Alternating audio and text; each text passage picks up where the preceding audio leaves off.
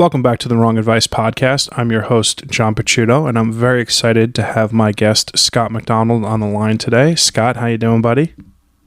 I'm great. I'm happy to be here. How are you? I'm great, man. Happy to have you. Why don't you introduce yourself to the listeners? Sure. So, as you said, I'm Scott McDonald. I am a chef. I have been working all over New York City and New Jersey for about 12 years.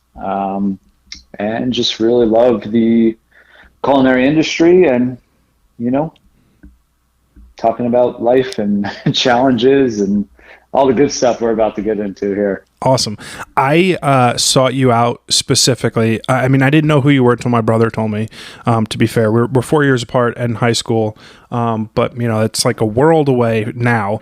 But I was talking to my brother about my podcast, and I was like, man, I really, really want to have a chef on my show. I was like, do you know anybody? He's like, yeah, I do. And here we are today. So I'm really, really excited to have you on.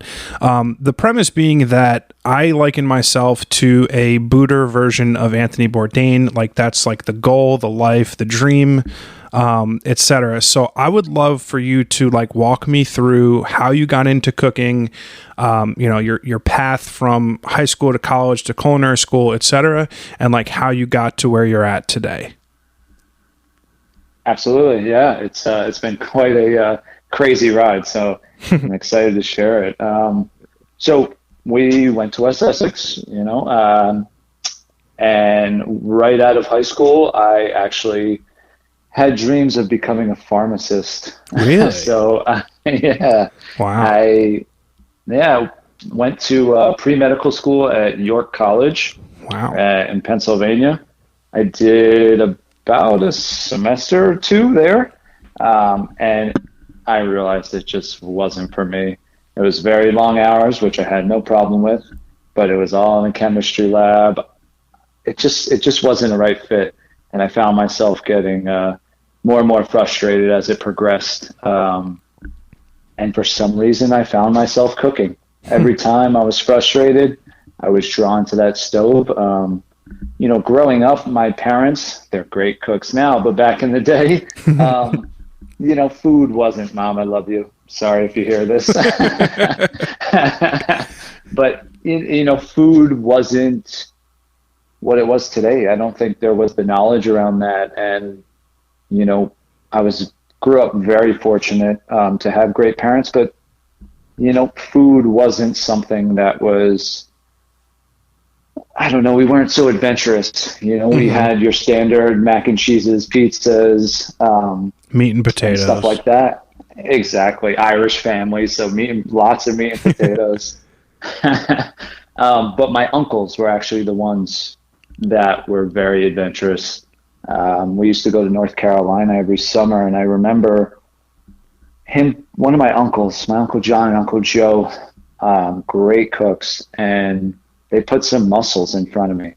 It was just in a nice spicy marinara, and I'll never forget. It was like, what is this?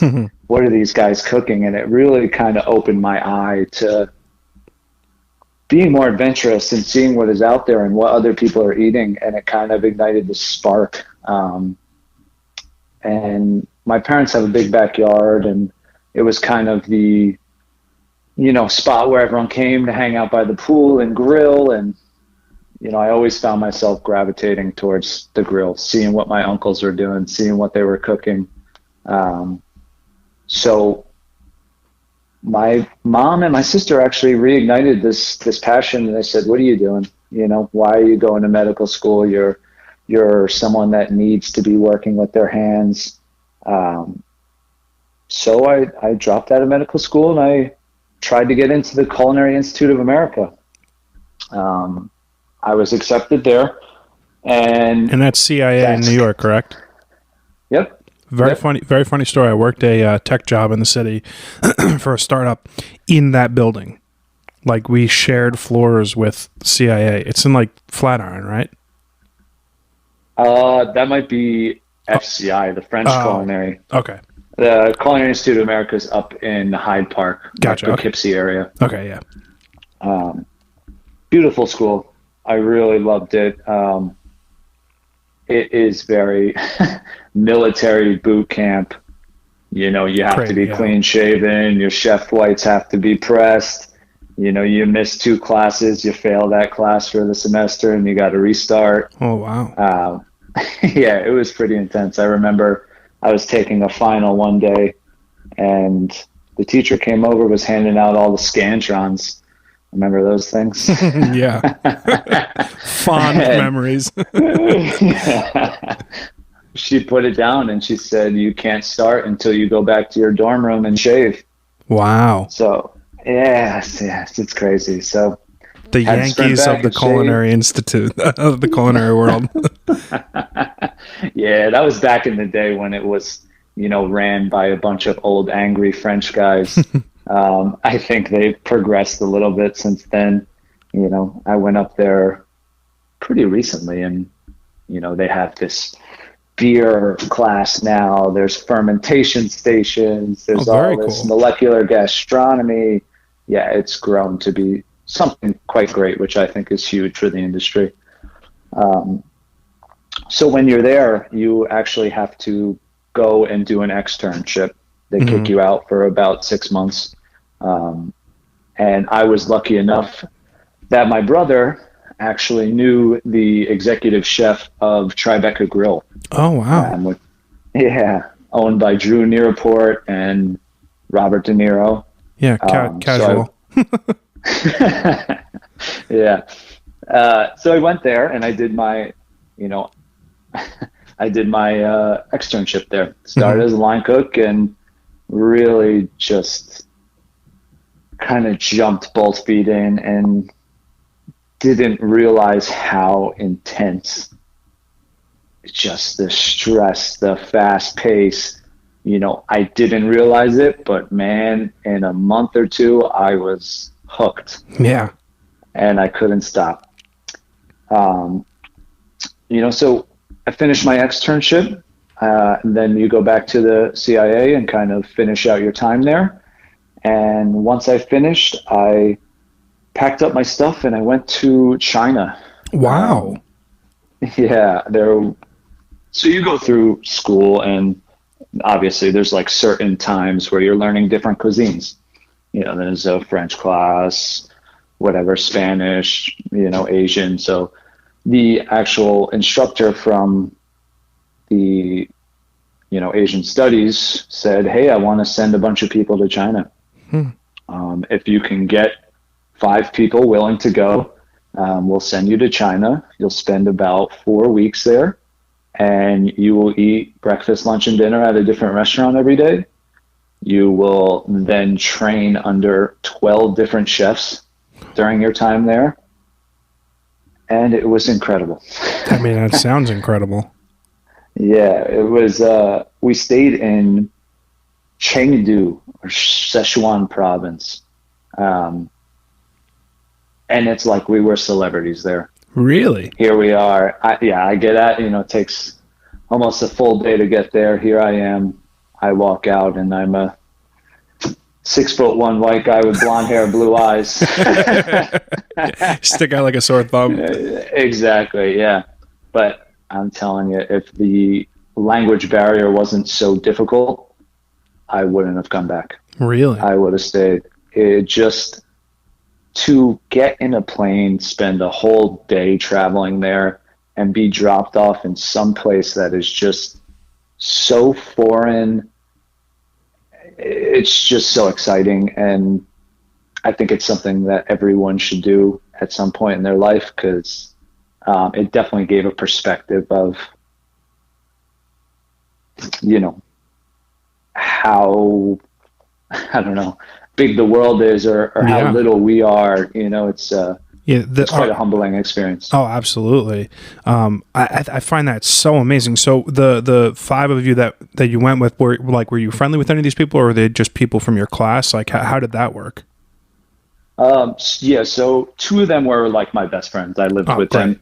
Oh, nice. And then the other people, basically when you start at the CIA, you're with the same group of people throughout your whole time there. Gotcha. The only time you kind of lose people or gain people is if someone, you know, either has to take some time off or fails a class.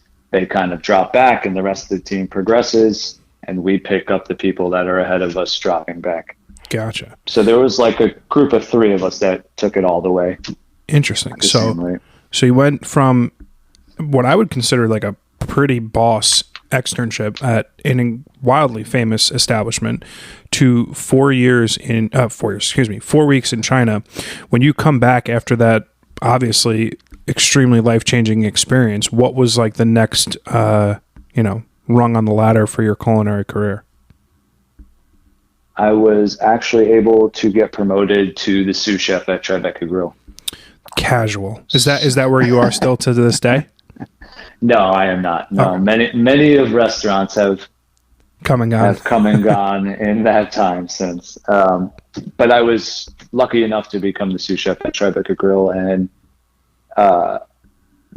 just being at that point in that stage of my career, I'm so grateful for someone like Drew Nearport, who is considered this, top tier legendary restaurateur, was able to really take a chance on some young guy right out of culinary school and really teach me so many things and get me so many connections with people. That's incredible. Yeah, he's an amazing person. So you're like fresh faced right out of school, given this huge opportunity. What are you feeling when you're like thrust into this like super make or break kind of scenario at, like I said, a wildly famous establishment?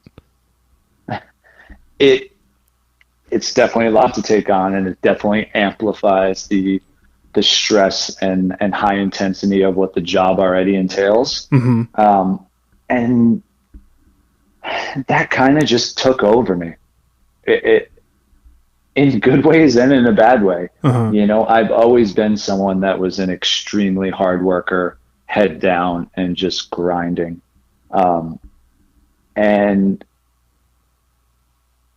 that's what I did there. Uh-huh. I made my mistakes early, but I got them out, and I always wanted to improve every day. I always wanted to make the job better, the job easier. I wanted to learn, teach, and just really connect with everyone in the industry. Mm-hmm. There's some of the best people in the world, in my opinion, in this industry. And, I mean, that's probably an opinion shared by a multitude of people for sure. How long were you the sous chef at Tribeca Grill? I was there for about 2 years. Okay. Now, over that time period, I mean, like, talk me through like what that process is like, because my understanding of a sous chef is dictated primarily from film and television, but my impression is that you are like the number 2, right? You're like the captain or the general or whatever, behind the president, etc. Like, so there's the main cook, and then you are the guy who like does all of the important shit, right? Wrong. Yeah. Okay. Exactly. Yeah. Yep. No, you're right. It's definitely a hierarchy, right? There's the executive chef. Mm-hmm. He is in charge of all the orders. He's in charge of the menu. He's in charge of staffing, and everything's really on him. And he is the orchestrator, mm-hmm. And he's there to basically direct out the team. And, a place like Tribeca Grill had one executive chef, it had a chef de cuisine, and then it had 2 sous chefs. Gotcha. And then is that based on like line cooks? I say, is the dual sous chef thing based on like working 2 separate time shifts kind of deal? Exactly. Yeah. There's usually always an opening and a closing sous chef. Gotcha. Usually the, I would say less experienced sous chef is the opener, because mm-hmm. he kind of comes in early and really puts his head down and grinds and gets prepped back up to where it needs to be. Mm-hmm.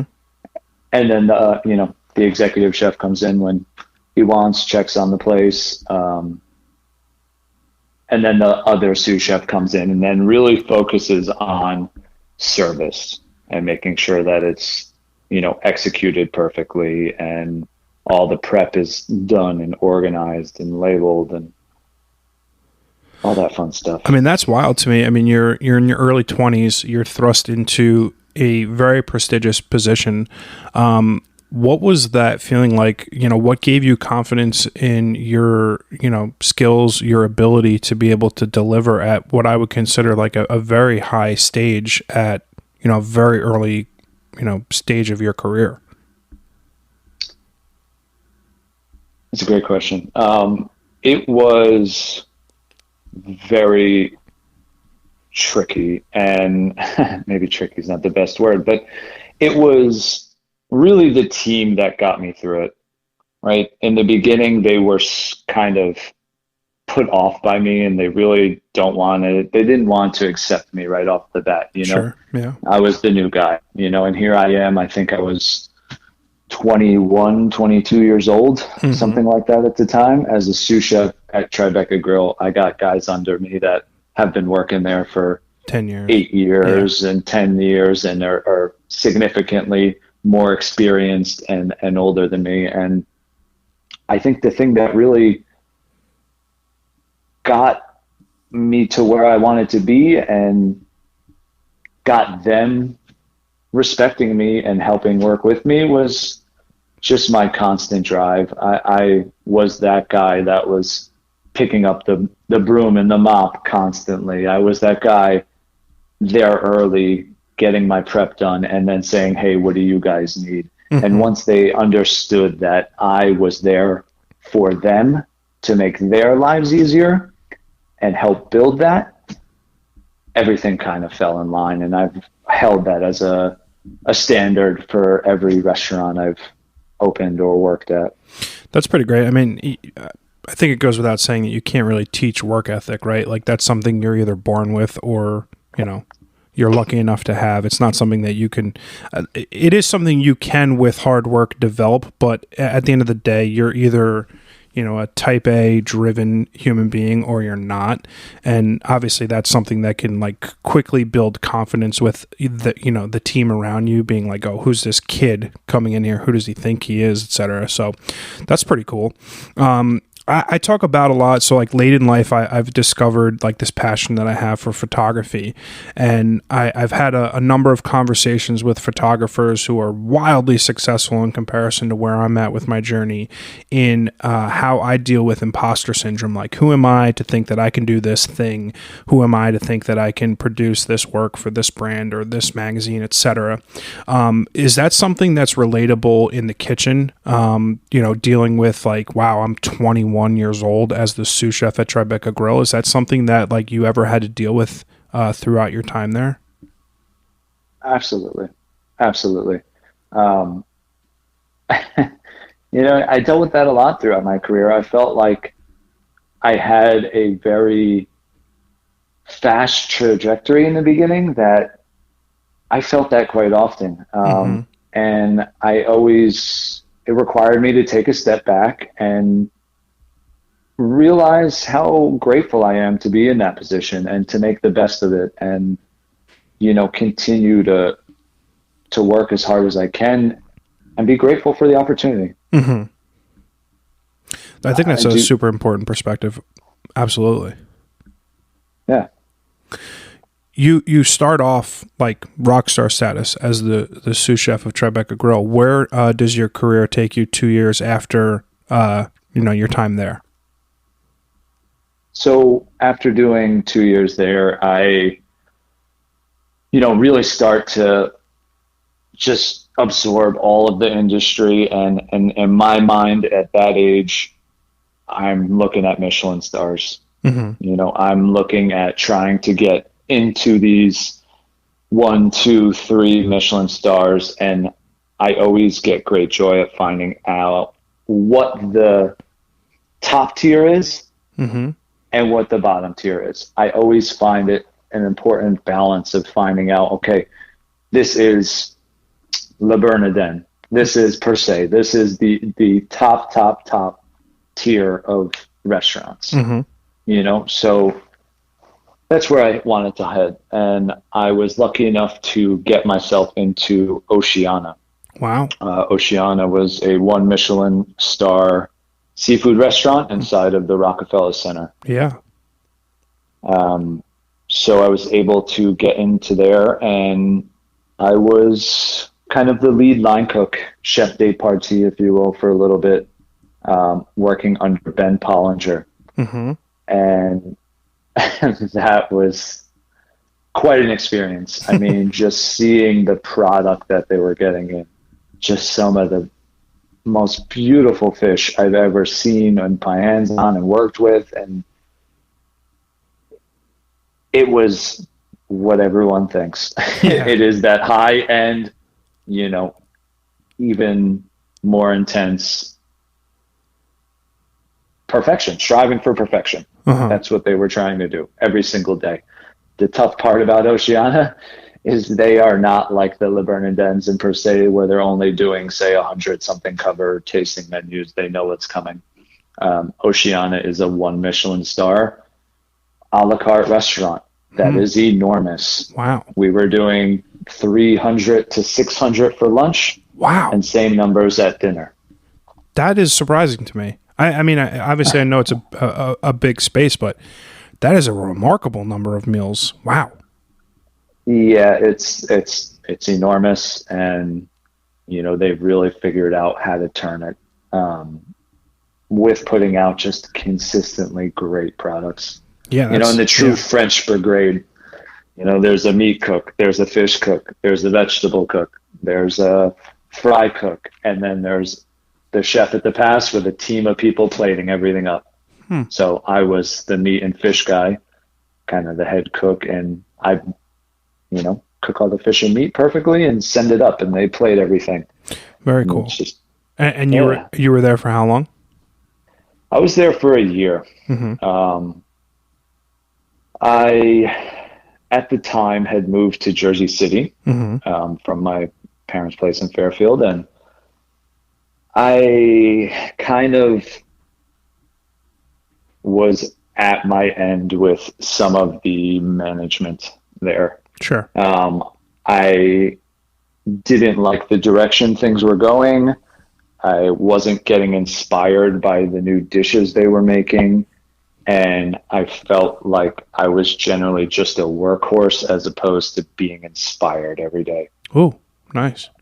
I mean, not nice, but I'm glad you brought that up.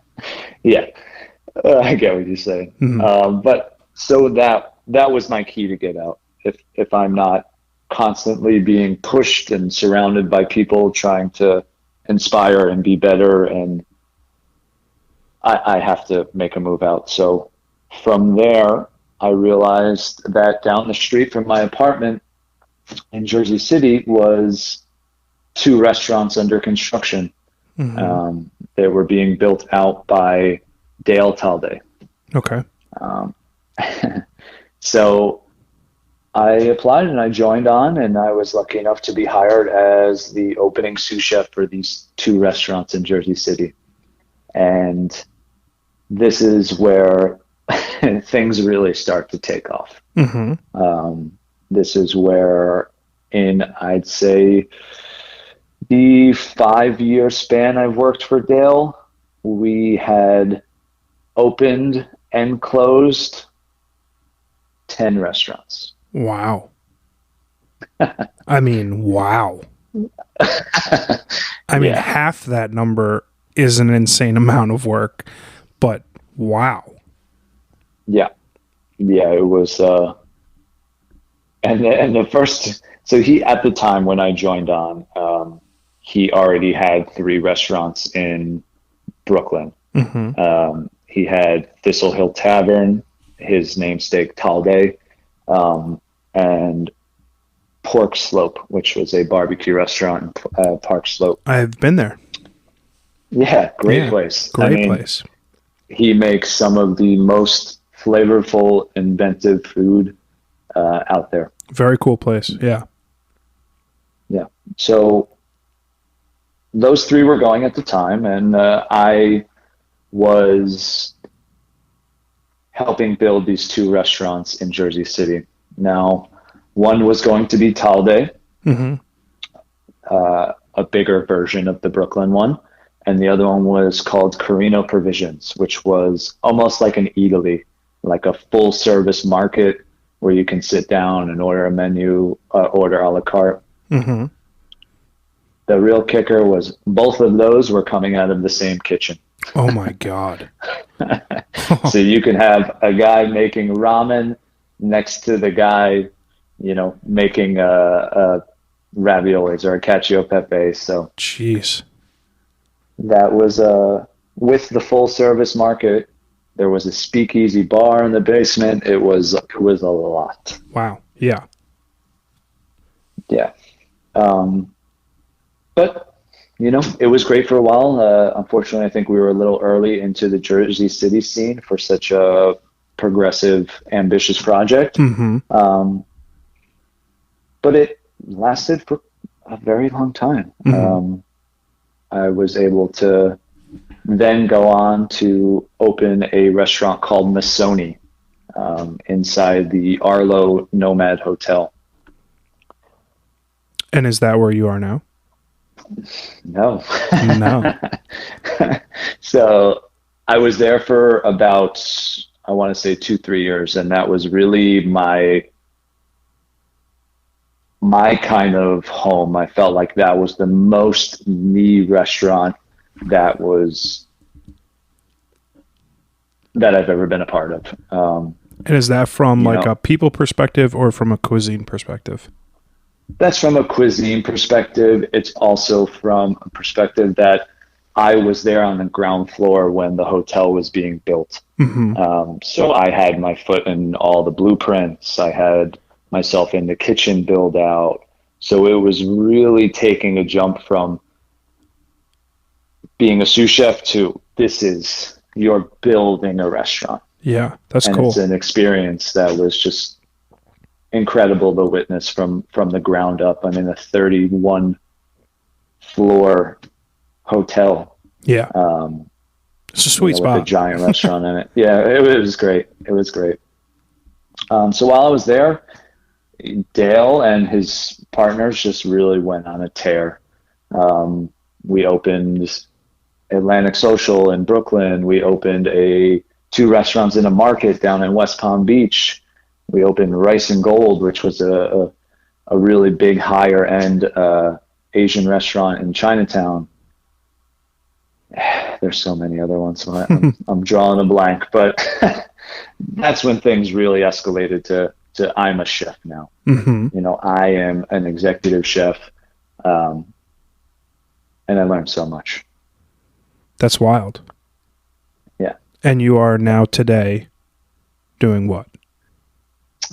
So today, unfortunately, the owners of all those restaurants decided to go their separate ways and things weren't coming together. So Missoni had closed and I had helped open what was called Lamalo. It was a Middle Eastern restaurant where we specialized in this bread called laffa bread, which was cooked on lava rocks in an oven. Wow. So it makes all these dimples. And basically when you would come into the restaurant, you'd sit down at the table and almost immediately this giant piece of bread would come and hit the middle of your table. And then we would surround your table with about 15 to 20 different dips, spreads, pickles, salads, and everyone just kind of ripped the bread and went in. It was awesome. Wow. That sounds amazing. I don't want to tell you what I have for lunch today, but yeah, that sounds incredible. Wow. Yeah, it was awesome. Unfortunately, a day before my year stint there, I was let go. And this was about a month before the pandemic hit. Yeah, so pretty shitty life timing. Yeah, I knew what it was. At the time, I had become once the other business owners were out, I kind of took it all onto my shoulders. So I really, helped this new company grow, and I was running the numbers, and they had their own executive chef. They had their own corporate executive chef. And since I was doing all the numbers, I knew my time was limited there. Mm-hmm. They were really helping, just using me for the year to kind of pull every ounce of knowledge they can out of me about the building and what I knew. So that's tough. So are you not currently working right now? I am. Sorry, it's a long journey. Yeah, no.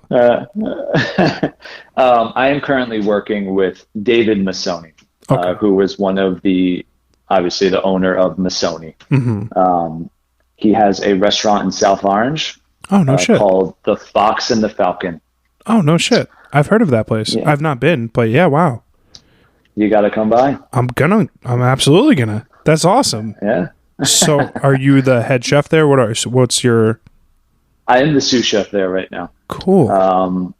Yeah, I actually work under an amazing chef is Chef Ruby. I was lucky enough to actually hire her as a line cook back at the Talde, Jersey City.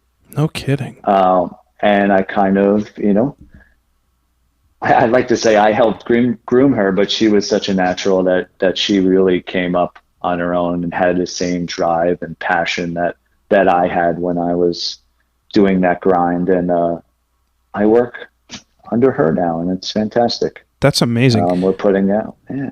I mean, talk about a wild journey in the culinary world, and I know that there's like a lot of probably similar stories to people who are up and coming in the industry, right? Because you're constantly have to be moving up is my assumption of what I've learned from other friends I have that are in the industry as well. But you had like some serious victories early on in not just your life but your career as well. So what you had mentioned like how you kind of got to this stagnation point where inspiration wasn't there, management wasn't really working for you. From like a culinary perspective, you've worked in a bunch of different capacities in terms of like tastes, right? Like, Italian restaurants, Indian restaurants, etc. Do you have like specific, desires or wants from like the food that you're making, or are you just like jack of all trades, I'll do whatever? Local and sustainable. I like that. Nice. That's my answer. I liked, there is this new category that I like to say that is this new American thing going on, which is, showcasing what's here and what's local. And I like to put myself in that category, but I mean, it all depends on what I can get my hands on, It all depends on what's right in front of me. And I think my experience lets me lead that to be whatever cuisine makes sense for that current dish in the current season. That's pretty cool. So what inspires you from like a culinary perspective? Like what like informs, your thoughts on the menu? What informs, things that you want to see your restaurant producing? Yeah. For me, I believe that it's all about community. It's a huge part for me. I was lucky enough during the pandemic to actually open a donation kitchen with a guy named Dave from Wealth Kitchen in Jersey City. Oh, I love that. Yeah, we were able to send out 2,500 meals a week. Oh my God, that's incredible. Yeah, for 10 weeks. That's amazing. It was phenomenal. And I think that really ignited something that I didn't know was in me and I didn't see in the restaurant for so long, grinding away in these kitchens in New York City. Is we were driving an hour and a half to Blooming Hill Farms up in upstate New York. We were gathering all of our product from the farm, coming back and, being able to cook that simply and showcase its beauty and send those packages out to help people was something that changed my perception of food in restaurants and what it should be. So looking at a menu now, it's helping out the agriculture, the farmers, the people that are around me, bringing their beautiful products together to showcase them in a simple way that people enjoy, right? I was going to say, yeah, I found that like, obviously the restaurant industry was one of the hardest hit, throughout the pandemic, but it was wildly inspirational how many common stories there are of people like that and restaurant groups like that very quickly pivoted to being a crucial cog in their community, to like providing people with stuff that they didn't have. It was one of the more remarkable I think takeaways from what was otherwise like a really, really shitty situation, and I go beyond by applauding that. That's like incredible. It was incredible. It is, right? We're problem solvers, right? Mm-hmm. We're constantly in shitty situations or stress situations, and to see these people have so many friends that just instantly pivoted and said, okay, what are we going to do? How are we going to help people? How are we going to stay inspired, right? As much as it was horrible, and I am still feeling the effects from it today, it required people to change. Mm-hmm. Our industry has to change. It has to evolve. It has to figure out a way to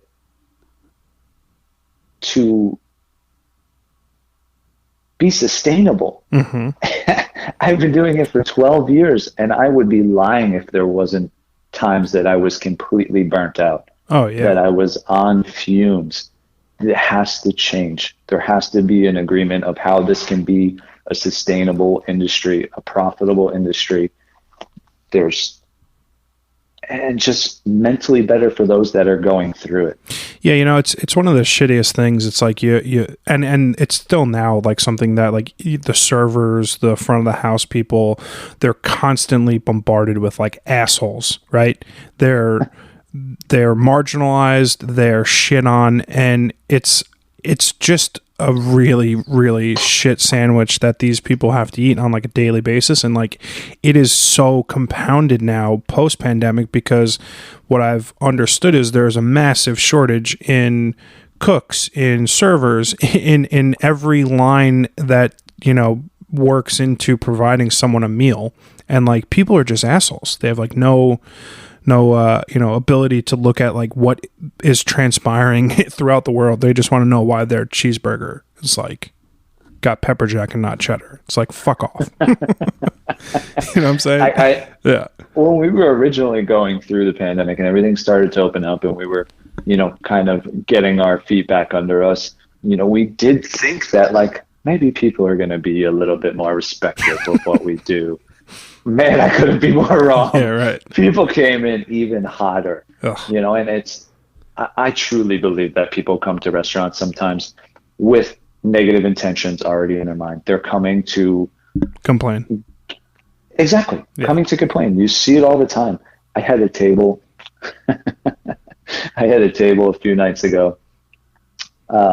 They came in, they ordered a Sprite. This was 5 minutes before closing, keep in mind. Mm-hmm. They ordered a Sprite. They ordered a whole fish, which is one of the longer things for us to cook, and a steak and some other stuff, whatever. So here we are. We're cooking about 30, 40 minutes past closing, and they didn't like how the Sprite tasted. So they sent the Sprite back. And once we hit the food on the table, they didn't like the food. They didn't even try it. They said, if the Sprite is a representation of how your food's going to be, we don't want it. Oh my God. I mean, come on. I mean, fuck off completely. I mean, that you're not allowed to do that, but yeah. No, but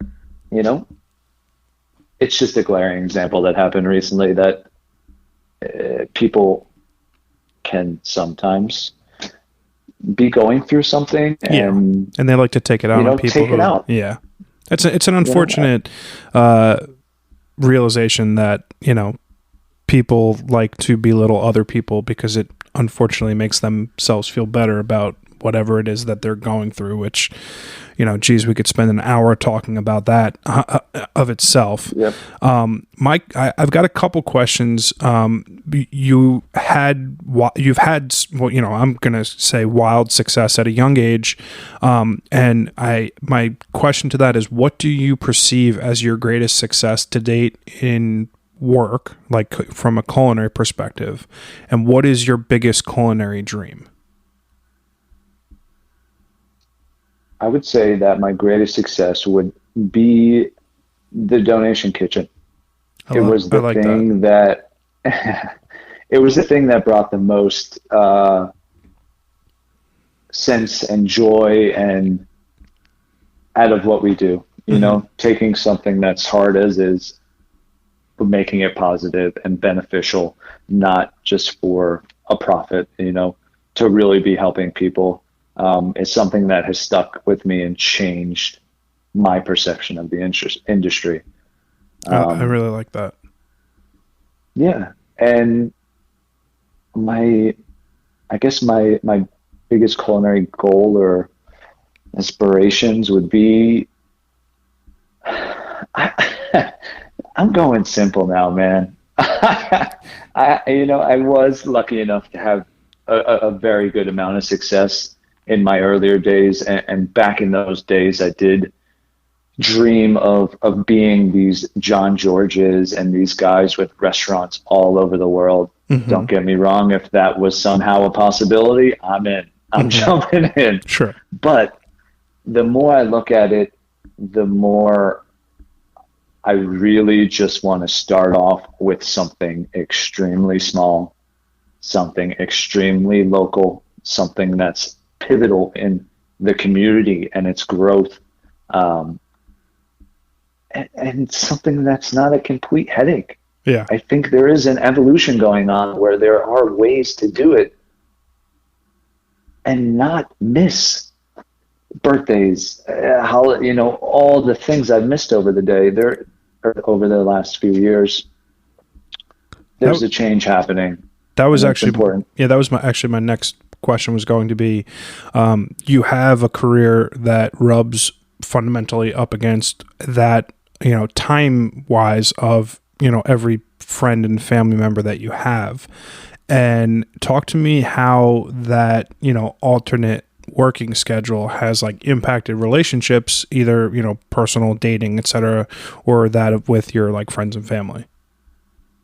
Sure. It's impacted tremendously.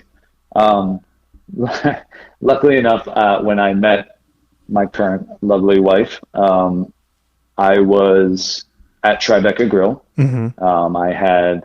We went to high school together. We had our own thing back then, but nice. We kind of rekindled the flame when Drew Nearport wanted to send me to Nobu as a congratulations on being a sous chef. And it's not too bad. No, not too bad at all. It's a funny story because, you know, I was home and I had called everyone I can think of. He said, you know, bring whoever you want. So I started calling everyone and no one was able to come with me until one of my best friends, Erin, she said, you know, Bree's home. Bree, my wife. I said, oh, wow, really? I would love to take her. So I took her. We sat down for what was going to be 25 courses of basic omakase and sake pairings. And, you know, the chef comes out and says, Scott, hi, how are you? Congratulations. Yeah. He gives us a tour of the kitchen. Wow. And Bree just looks at me and she's like, who are you? What are you doing? That's a hell. I mean, like, yeah, you know, high school aside, that's a hell of a reintroduction, right? Yeah. So, you know, I explained it all. And the next thing she says to me, I'll never forget it. She says, you know, I don't really eat raw fish. Nice. Good place for that conversation to be taken. Yeah. I said, listen, I respect that 100%. But I do ask that you at least try some. Yeah. This is Nobu. This is some of the best sushi you'll find in the world. And sashimis in the world. And let's revisit that statement at the end of the meal. Yeah, right. Needless to say, she did enjoy everything, and she has been a very adventurous eater since. That's cool. So that like rekindling evening led to marriage. That's awesome. Yep. And now how has like your schedule been, post pandemic, kind of getting back into things? You mentioned you miss a lot of birthdays, holidays, like you guys work all the time. Yeah. And I imagine it's just a constant juggling act. Yeah, it definitely is. The point of that story, to answer your question, is that when we decided that we were going to start dating, I said, you have to promise me that you will not break up with me because I work long hours. Oh, nice. I was very open with it, and I didn't want it to be an issue. And it's been very hard on her, but she is accepting of what I do, and she realizes that I have a passion and a skill for it. So she's amazing. Yeah, but everyone else. Yeah. Sorry, go ahead. No, go ahead. Everyone else, I'd be lying if I didn't say a lot of my hometown friends, and they've kind of grown separate from me, as we all naturally do when we get old. But I was the guy that they tried calling 100 times and they couldn't answer, or sorry, I couldn't attend whatever they were asking for. Yeah, it's tough. Definitely took a toll. Yeah, it's tough. There is that natural segregation later on in life where like people have wives and kids and jobs, and if the pandemic has taught us anything, it's the valuable amount of time that we have with our family and our friends, it's can be few and far between. So it's it's a shitty realization as you get later on in life where like the time that you have with friends and stuff it differentiates from your 20s. But for you were probably working as much then as you are now, so that's tricky for sure. I mean, obviously I think it's tremendous to find a partner who can accept and appreciate the life that you're trying to build with someone, while also having a non-linear 9 to 5. Yep, I'm very lucky. But it's also who you're surrounding yourself with, who you're working with, right? I think not only myself, everyone that I do work with knows I am a big advocate that life needs to happen. You can't just ride this grind. I did it for so long where I missed so much. Granted, there were points where I became an executive chef and I was able to take certain days off and it got better. But I don't believe ever in my career until right now I was the most present and understanding that we all need to attend these important things to make our jobs better. There's no better feeling. My chef is currently on vacation for a week, and I am more than happy to make sure, and I'm going to go above and beyond to make sure that everything is done perfectly so she doesn't have to worry about it. Yeah. So that next time when I need something off, she's willing to do the same. Yeah. It's about building that team that understands that and takes, not, screw this guy. He's on vacation on the beach. Yeah, right. That's crucial. That's not healthy. Yeah, no, that's extremely crucial. I think that with like time in life, you gain a rapid appreciation and perspective for time, right? Like at the end of the day, you quickly jump into your 30s and realize that life goes quick. The days might move slow, but the years certainly blow by. And being able to be like cognizant of that is crucially important. You have a career in a field that I would say is as cutthroat and rat racy as any industry out there. I know that in my 20s, I constantly had myself, where am I going to be 5 years from now? What's my job title going to be? What's my, salary going to be? What's my car going to be?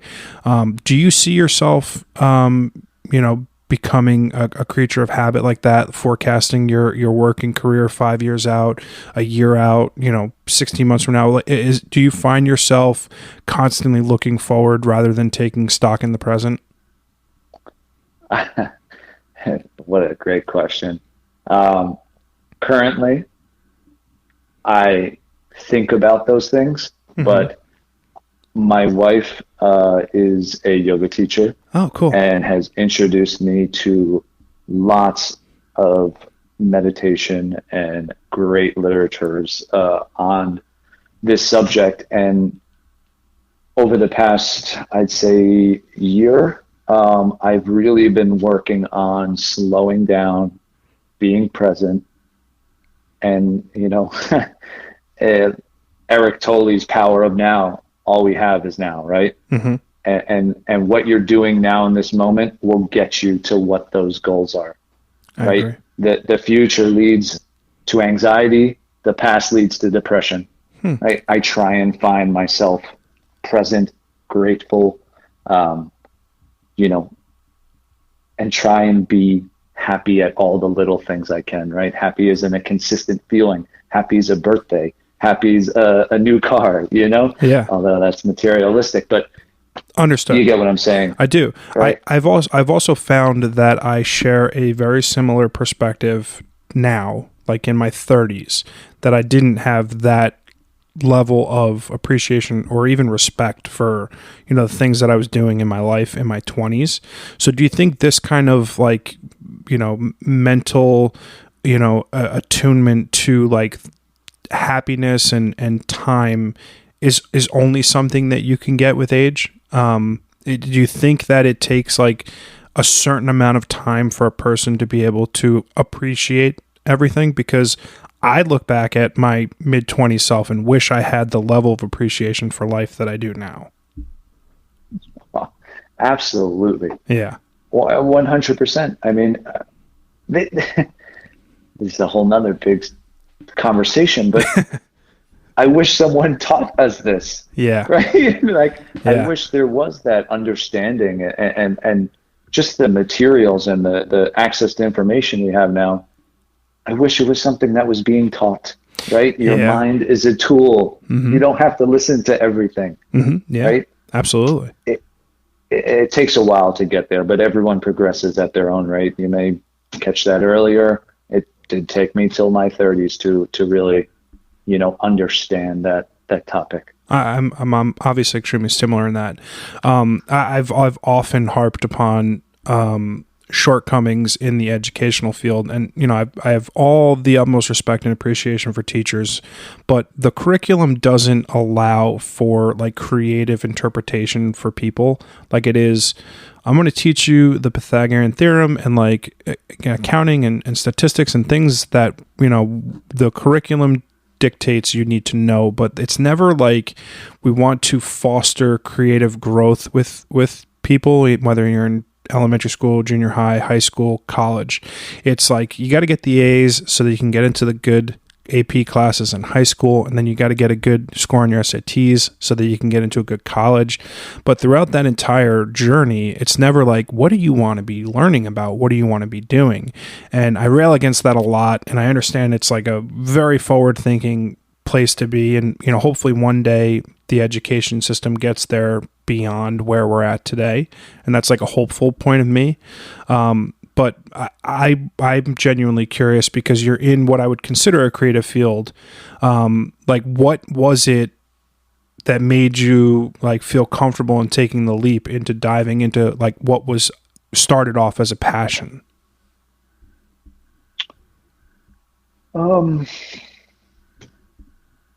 My father gave me a paperweight when I was younger. Mm-hmm. And on it, it says, "What would you do if you knew you couldn't fail?" Wow. And that's been stuck with me forever. I think growing up and when I was in college, these cooking shows and the Gordon Ramsay and all of that stuff started to come out more, and that, look at this guy. This guy, yes, he's a celebrity chef, a TV personality, but he made it. And I started looking at people like him, people like Wolfgang Puck, people like John George, and how they got there. And I said, this is possible. Mm-hmm. Other people are doing it. Why can't I? It's good. And that really kind of took the jump. and just my curiosity for food and, health in general, kind of projected me there. I like that. Does that make sense? Yeah, no, that makes a whole lot of sense. I appreciate that. I look at that like, because I've been that way. And again, this is something that I've come to later on in life, like being able to pick up a camera and become a photographer, being able to pick up a microphone and start a podcast. I don't look at those things as like hurdles, right? They're just something I want to do, so I'm going to do it. I don't think enough people take, I say a risk, but it's not like I'm taking a risk by starting something that just not costing me anything. Like, this is my time, and the time of the people who I get to have these conversations with. And from a photography perspective, sure, there's like the capital involved in purchasing gear, but the cost benefit analysis to me is there's no question. And yeah, and I think that makes a whole lot of sense. What is your biggest piece of advice for like people at home, like who, not outdoor dining and going to like restaurants and stuff, but like, I love to cook. I find that a lot of my peers do not love to cook. What's something like a tip or a suggestion or something that can like help foster the love of at-home cooking for, our friends, our family? Yeah, I mean, my thing is I believe that everyone's pantry is not where it needs to be. I think what makes restaurant chefs so great are these things these preservatives, these oils, these vinegars, these seasonings. Once all that is around you and your pantry is stocked, picking up, fresh vegetables and all of that, meat and proteins, however you eat, it becomes easier to cook when those things are there, right? Because, for example, I always have a bunch of pickled onions. I always have a bunch of confit garlic. Those things that are easy to kind of add into things to really, boost up that flavor. So I think really that makes it easier, cooking a pot of rice on a Monday and using it for 3-4 days to, make bowls or burritos or something like that. It's less thinking about what I'm going to eat right now. It's more meal prep and planning and having the stocked pantry. Nice. Yeah, I like that. I was very excited about having this conversation with you because I do have a deep affinity for the culinary arts. I was very, very close to going Johnson Wells for culinary school. I worked in kitchens in summers growing up, and I'm super glad that I didn't do it. I think I think it takes a certain human being to be able to be successful in the kitchen. And I think you probably have a lot more of the necessary tools than I do. What is it about cooking that you love most?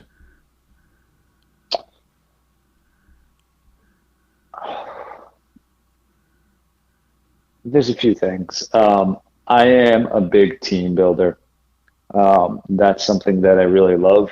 I mean, that's from a restaurant standpoint. I love building a team. I love being able to make a profitable restaurant. Mm-hmm. It's something that's really interesting to me. The financials, the data, the team, and all of the links of getting great products in your door is what drives me every day.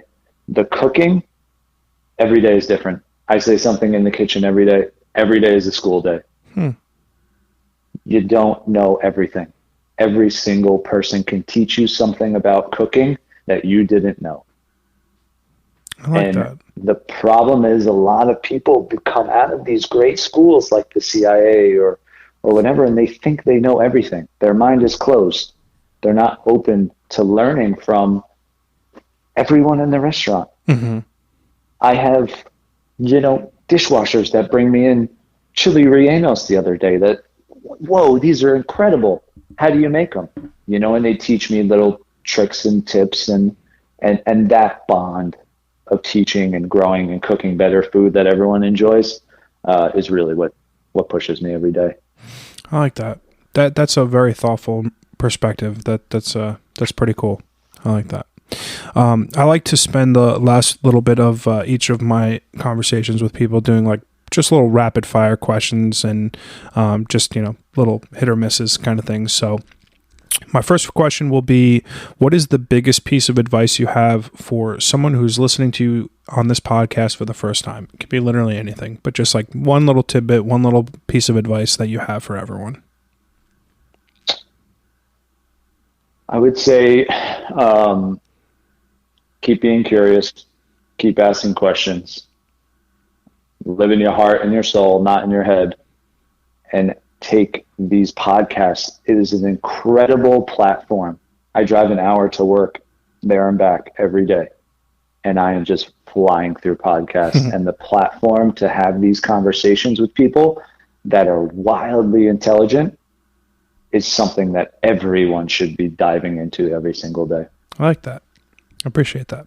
What's your favorite book? Favorite book right now, I would say Think Like a Monk by Jay Shetty. Yeah. Or The Celestine Prophecy. I'm not familiar with that one. Both similar concepts. I read the books. So. I like Jay Shetty.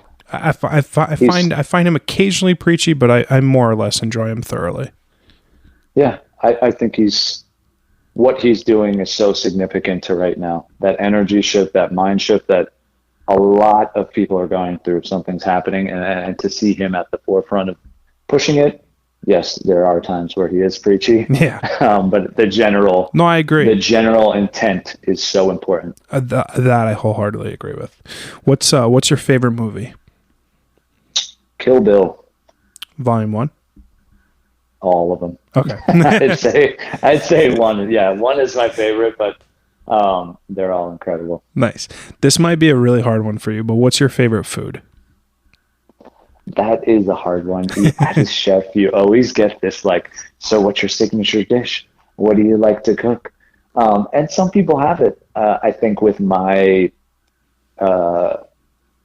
vast kind of knowledge of different cuisines, it's more difficult for me to kind of hone in to what that is. And it's usually what's ever in front of me is my favorite thing to cook. What's your favorite food to eat? I'm a natural Jersey guy. Give me a Taylor ham, egg, and cheese with a yes. fresh made bagel and a cup of coffee. I'm a happy man. I love that. That's so great. From a Michelin star restaurant and line cook, I fucking love that. What a perfect answer.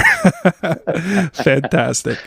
Lastly, what is one recommendation that you have for everyone listening on the podcast today? It could be something that you've consumed lately, whether it's like a book, a movie, TV show, just something that you've consumed lately that you'd like everyone to check out.